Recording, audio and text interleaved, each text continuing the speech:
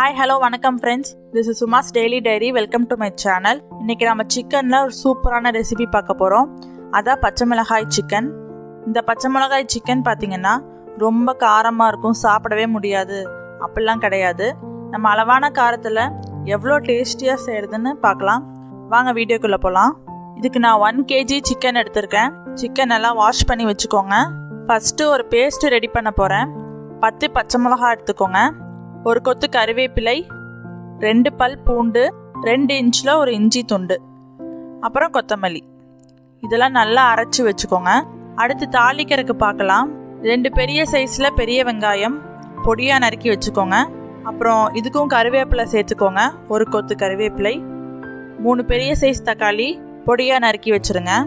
அடுத்து பிரியாணி ஸ்பைசஸ், சோம்பு, கிராம்பு, பட்டை, பிரியாணி இலை, ஏலக்காய், 4 டேபிள் ஸ்பூன் சமையல் எண்ணெய், மஞ்சத்தூள் 1/2 டீஸ்பூன், மிளகாய்த்தூள் 1 டேபிள் ஸ்பூன், மல்லித்தூள் 1/2 டேபிள் ஸ்பூன், தேவையான அளவு கல்லுப்பு. இப்போ நம்ம தாளிக்க ஆரம்பிச்சிடலாம். ஒரு கடாய் வச்சுக்கோங்க. கடாய் சூடானதும் அதில் எண்ணெய் ஊற்றிக்கோங்க. எண்ணெய் காஞ்சதுக்கப்புறமா பிரியாணி ஸ்பைசஸ் போடுங்க.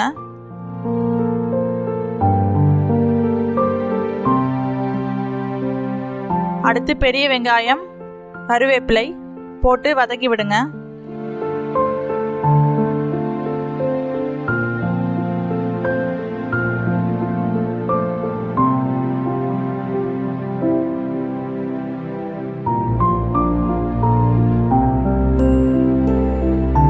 வெங்காயம் கொஞ்சம் பொன்னிறமாக மாறினதுக்கப்புறம் நம்ம இப்போ தக்காளி சேர்த்துடலாம்.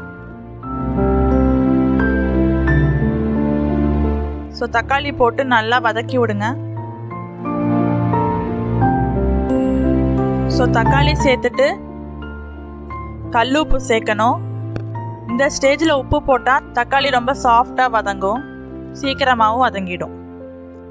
தக்காளி வதங்கினதுக்கப்புறம் 1 கிலோ சிக்கனை உள்ளே போட்டு மசாலா தூளெல்லாம் போட்டுடலாம்.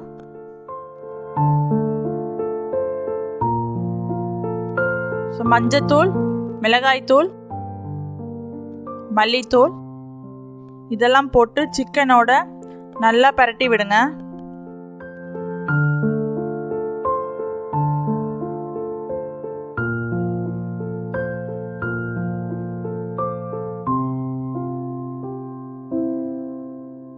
ஸோ அகெயின் கொஞ்சம் உப்பு போட்டுக்கலாம், சிக்கன் போட்டோல அதனால்.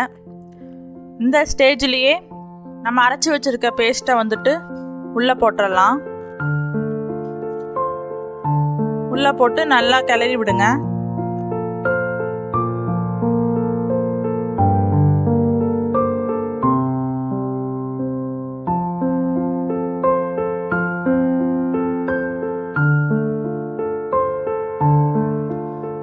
நல்லா கிளறி விட்டுட்டு தேவையான அளவு தண்ணி ஊற்றிக்கோங்க.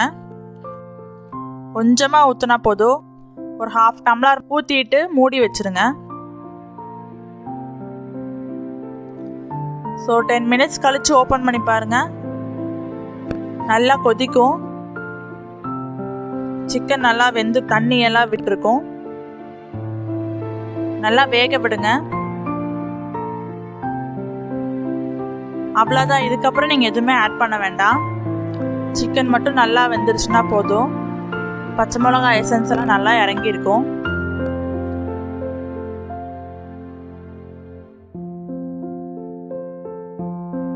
லைட்டாக கிரேவி மாதிரி இருந்தால் நல்லாயிருக்கும்.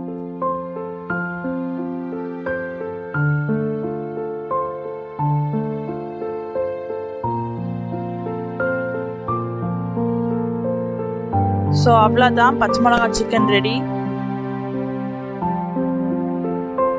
இதை நீங்கள் எல்லோரும் செஞ்சு பாருங்கள், எப்படி இருக்குன்னு சொல்லுங்கள், கமெண்ட் பண்ணுங்கள், லைக் பண்ணுங்கள்.